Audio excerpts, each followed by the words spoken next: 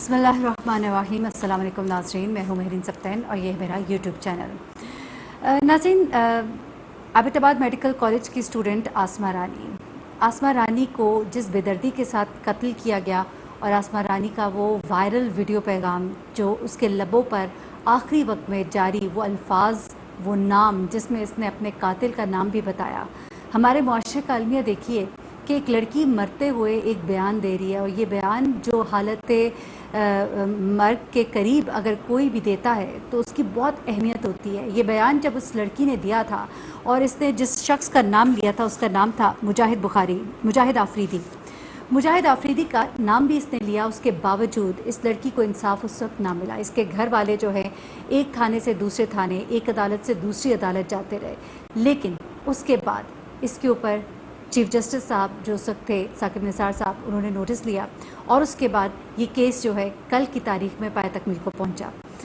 लेकिन ये बड़ी तकलीफ दे कहानी है। मैं आपको अभी वो वीडियो भी दिखाती हूँ, वो वायरल वीडियो जिसमें ये लड़की जो है अपने आखिरी लम्हात में जिस कर्ब से वो गुजर रही थी, कितनी उम्मीदें होंगी, कितने दिए जले होंगे इन आँखों में, उसके वालिदैन की आंखों में, उसके भाई की आंख में, उसकी बहन की आंख में, ये डॉक्टर बनेगी, क्या कुछ उसने नहीं सोचा होगा, कितनी मुश्किल से एक औलाद को बड़ा किया जाता है। ये वाक़या क्या था? ये शख्स मुजाहिद आफरीदी पीटीआई के रहनुमा का भतीजा है। ये लड़का जो है ये असर रसूख वाला है, ये एक अच्छे घर से ताल्लुक़ रखता था, इसका बिज़नेस दुबई में था और उसके बाद इसको यहाँ से पाकिस्तान से जिस तरह से फ़रार कराया गया, लेकिन उसके बाद जब ये मीडिया पे मामला उठा, ये वीडियो जब वायरल हुई तो उस वक्त के जो चीफ जस्टिस थे साकिब निसार साहब, उन्होंने इसके ऊपर एक्शन लिया और 24 घंटे के अंदर जो आईजी थे उनसे कहा कि इसकी रिपोर्ट उन्होंने तलब की। उसके बाद ये लड़का, ये शख्स जो है ये पाकिस्तान से भागता है और पाकिस्तान से ये पहुंचता है दुबई, और दुबई में जब ये मुत्तहिदा अरब अमारात फ़रार होता है तो वहाँ से फिर इसको, जब जाहिर सी बात है चीफ जस्टिस साहब की तरफ से इसके ऊपर एक्शन लिया जा रहा है और ये केस इसकी इतनी हाइप बन गई थी, जबकि इस लड़के के पीछे, इस आदमी के पीछे एक पूरी स्ट्रॉन्ग लॉबी थी, एक अच्छा घराना था, अमीर घराना था, अच्छे से मतलब मेरा ये कि खाता पीता घराना था। उसके बाद ये आदमी जो है यहाँ से फ़रार हुआ, उसके बाद इसको इंटरपोल के ज़रिए शारजा से जो केपी पुलिस है वो वापस लेकर आई। अब मैं आपको बताती हूँ कि असल मामला क्या हुआ। बेसिकली MBBS थर्ड ईयर की ये स्टूडेंट थी और इसका नाम था आसमा रानी। बड़ी प्यारी खूबसूरत सी लड़की, इसकी आप तस्वीर देख सकते हैं। और ये लड़की जो है, इसके वालिदैन जो है कोहाट में रहते थे और ये जाहिर सी बात है मेडिकल कॉलेज एबटाबाद में थी, वहाँ पे हॉस्टल में रहती हैं लड़कियाँ, फिर अपने घर भी वापस आती हैं।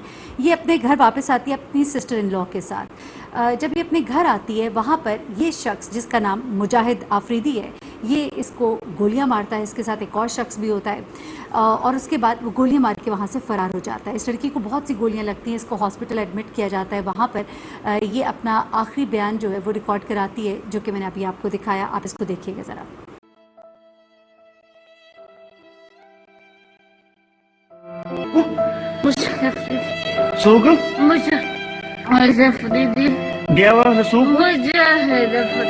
बस ठीक हो।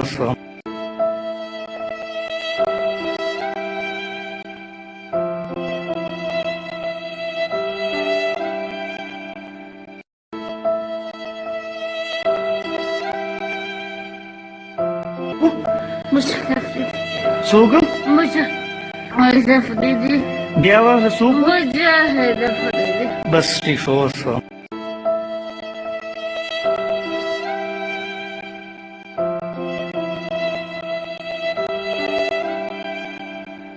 जी, ये इसका वो आखिरी बयान है जो ये रिकॉर्ड कराती है अपनी डेथ से पहले, और उसमें ये मुजाहिद आफरीदी का बड़ा वाज़ेह तौर पे नाम लेती है। लेकिन उसके बावजूद ये शख्स जो है ये पुलिस के हाथ नहीं आ पाता। केस को इतनी हाइप मिल गई है, उसी वक्त वो वीडियो बयान उसी दिन वायरल भी हो जाता है, उसके बावजूद ये शख्स फ़रार होने में कामयाब होता है। अब इसको फ़रार कौन कराता है, ज़रा ये भी सुनिएगा। इसके साथ इसका जो साथी है जो कि इस मामले में इसके साथ शामिल था, लेकिन हैरत की बात है हमारे निज़ाम इंसाफ पे यहाँ पे एक सवाल ये भी है कि जो ये साथी थे शाहजेब और सिद्दीकुल्ला, इन दोनों को बरी कर दिया गया, जिस पे इसके भाई का भी ये कहना है कि हम चाहते हैं कि इनके हवाले से भी एक्शन लिया जाए, क्योंकि ये शाहजेब वो शख्स था जो इस लड़की की रेकी करता रहा था और रेकी करके इसके बारे में तमाम मालूमात जो हैं वो इसको मुजाहिद आफरीदी को देता रहा था। उसके अलावा यही शख्स शाहजेब है जिसने मुजाहिद आफरीदी को पाकिस्तान से फ़रार होने में मदद दी थी, उसका साथ दिया था। उसके बावजूद ये शाहजेब اور صدیق اللہ یہ جو دو ساتھی تھے اس کے جو سہولت کار تھے یہ دونوں جو ہے عدالت سے بری کر دیے گئے۔ اچھا اس کے بھائی نے جب مقدمہ درج کرایا تو اس نے کیا وہاں پہ لکھوایا میں آپ کو وہ بھی بتاتی ہوں۔ عرفان خان رانی کے بھائی کا نام ہے، اور انہوں نے کہا کہ مجاہد جو ہے وہ ہم سے ہماری بہن کا رشتہ مانگتا تھا، ہمارے خاندان نے انکار اس لیے کر دیا کیونکہ بزنس تو اس کا دبئی میں تھا، اچھا کھاتا پیتا تھا، ٹھیک ٹھاک اسٹیبلش تھا، لیکن یہ پہلے سے شادی شدہ تھا۔ ہماری بہن جو ہے وہ کنواری بھی تھی، اس کے علاوہ وہ MBBS کر رہی تھی، 3rd ایئر کی اسٹوڈنٹ تھی، ایک برائٹ فیوچر تھا اس کا۔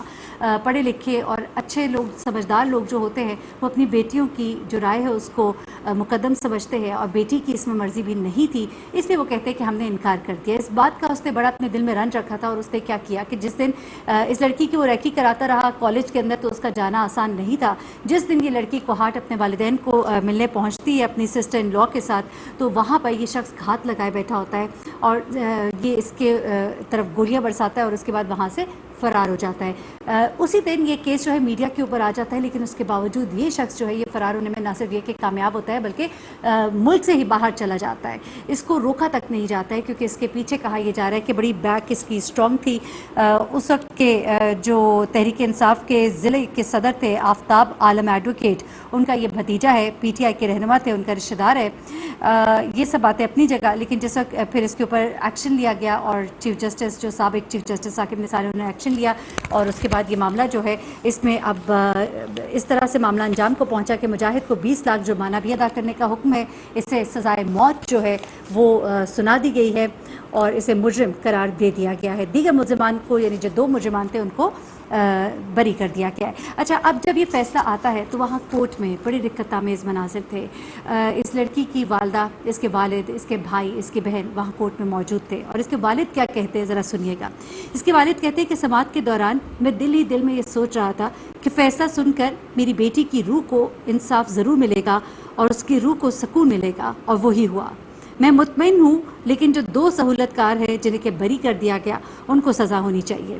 انہوں نے کہا کہ میری بیٹی نے بہت سی امیدیں باندھی تھی، ڈاکٹر بننے کی ایک اس کی اپنے مستقبل کو سنوارنے کی اس کی ایک خواہش تھی، اسے قتل کر کے نہ صرف اس کے بلکہ خاندان کی امیدوں پر بھی پانی پھیر دیا۔ عدالت سے جو دیگر ملزمان ہیں ان کی سزا پر بھی ہم نظر ثانی کی درخواست کریں گے۔ اچھا مجاہد کو میں نے آپ کو بتا دی کہ 20 لاکھ جرمانہ جو ہے وہ بھی فوری طور پر ادا کرنے کا حکم دیا گیا ہے۔ اچھا اب بھائی جو ہے اس لڑکی کے، انہوں نے کیا کہا اور اس کی بہن نے کیا ٹویٹ کیا، بس وہ میں مختصراً آپ کو بتاتی ہوں۔ بھائی نے کہا کہ جب قتل ہوا تھا ہماری بہن کا تو ہم بہت مایوس ہو گئے تھے، کیونکہ جو پولیس کی کارکردگی تھی اور جس طرح سے ملزمان جو ہیں وہ مفرور ہو گئے تھے، اور پھر ہمیں یہ بھی پتہ لگا کہ وہ ملک سے ہی فرار ہو گئے، تو ہم بہت مایوس تھے، لیکن اب ہم مطمئن ہیں۔ انہوں نے یہ بھی کہا کہ جو دیگر بھائی نے بھی یہ کہا کہ جو 2 ملزمان ہیں وہ سہولت کار تھے، ان کو بھی سزا ہونی چاہیے، اور ہم درخواست کریں گے کہ ان کے خلاف بھی ایکشن لیا جائے۔ جو بہن ہے رانی کی، اس نے ایک ٹویٹ کیا ہے، صفیہ رانی، اور اس نے اپنے ٹویٹ میں کہا اللہ حق کا ساتھ دینے والوں کو اس کا اجر عظیم دے، اور آمین۔ اور صفیہ رانی جو ہے ان کی بہن کا نام ہے، اور اس طرح سے ایک مجرم جو ہے اپنے انجام کو پہنچا، اس کو سزا ہو گئی، تختہ دار پر اس کو لٹکایا جائے گا۔ لیکن کبھی کبھی میں سوچتی ہوں کہ جب اس طرح کے واقعات ہوتے ہیں تو 2 خاندان جو ہیں وہ جڑ کے رہ جاتے ہیں۔ ایک وہ خاندان جو اس لڑکی کا ہے، اس کے گھر والے، ظاہر سی بات ہے انصاف تو انہیں ملا، ان کی بیٹی کو انصاف ملا، انہیں انصاف ملا، لیکن وہ لڑکی جو ہے وہ اس دنیا میں نہیں رہی، ان کی بیٹی جو ہے اس دنیا سے چلی گئی۔ پتہ نہیں کیسے پالا ہوگا، کیسے بڑا کیا ہوگا، وہ باتیں، وہ کہہ کے وہ سب یاد آتے ہوں گے، اور اس شخص کو سزا ملنے سے وہ لڑکی تو، وہ بیٹی تو ان کی واپس نہیں آئے گی، لیکن یہ ضرور ہے کہ نظام انصاف پر ہمارا جو ایک ٹرسٹ ہے وہ بڑھے گا، کیونکہ ہم دیکھتے ہیں کہ بڑے لمبے لمبے یہ معاملات لٹک جاتے ہیں، اور خاص طور پہ جہاں اثر و رسوخ ہو، جہاں فیملیز پیچھے سے اسٹرانگ ہوں، گراؤنڈڈ ہوں، کوئی پولیٹیکل بیک گراؤنڈ ہو جائے تو وہ تو سونے پہ سہاگا ہو جاتا ہے۔ تو ایسے میں جب اس طرح کی سزا ایسے لوگوں کو بھی ملتی ہے تو پھر یقین آنا شروع ہو جاتا ہے کہ نظام انصاف جو ہے وہ ابھی بھی زندہ ہے، وہ ابھی بھی موجود ہے، اور اللہ کرے کہ لوگ جو جرم کریں وہ انجام تک پہنچے، تاکہ لوگوں کا انصاف پہ یقین ہو اور جرم کرنے والا ڈرے، اس کو معلوم ہو کہ اگر میں کچھ غلط کروں گا تو میں پکڑا جاؤں گا، مجھے سزا ملے گی، میں بچ نہیں سکوں گا۔ اور جب یہ ڈر و خوف انسان کے اندر موجود ہوگا تو آپ دیکھیے گا کرائم ریٹ جو ہے بہت گرے گا. یہ ہم جو ارد گرد دیکھتے ہیں واقعات، حالات و واقعات ہوتے دیکھتے ہیں، بچیوں کے ساتھ کیا ہو رہا ہے، بچوں کے ساتھ کیا ہو رہا ہے، اور ہم مختلف ایسے واقعات، مجھے کئی دفعہ لوگ کہتے ہیں کہ کیسی کیسی خطرناک سٹوریز آپ لے کر آتی ہیں، لیکن مجبوری ہے کیا کریں کہ ہمارے معاشرے میں یہ سب کچھ ہو رہا ہے اور ہمیں اس کو پن پوائنٹ کرنا ہے. آپ نے اس کو نگیٹو نہیں لینا کہ یہ ہم کیوں آپ تک پہنچا رہے ہیں، آپ کو کیوں بتا رہے ہیں. کیا ہم کوئی، کچھ لوگ کہتے ہیں جی پیسے کمانے کے لیے، کچھ لوگ کہتے ہیں آپ لوگ بڑا مطلب سینسیشنلائز کرتے ہیں چیزوں کو. نہیں، مقصد آپ تک پیغام کو پہنچانا ہے کہ آپ کے ارد گرد ایسے لوگ ہیں، ہوشیار ہو جائیے، اور اس کے بعد نظام انصاف کو جگانے کے لیے کہ خدا کے لیے ایسے لوگوں کو انصاف دیجیے، پہنچائیے. کیونکہ جب میری آواز کے ساتھ آپ کی آواز جڑتی ہے تو پھر ہماری آواز کہیں نہ کہیں تک پہنچتی ہے، ایک سے دو بھلے. مجھے مہرین سبطین کو اجازت دیجیے گا، اپنی دعا میں مجھے بھی یاد رکھے گا، رانی کے لیے دعا کیجیے گا، اللہ تعالیٰ اسے جنت میں اعلیٰ مقام دے. بچی نے بہت چھوٹی عمر میں زندگی جو ہے وہ اپنی جان جو ہے جان عافی کے سپرد کی، لیکن آگے اس کا جو سفر ہے وہ بہت آسان ہو. اجازت دیجیے گا، اپنا بہت خیال رکھیے گا. اللہ حافظ.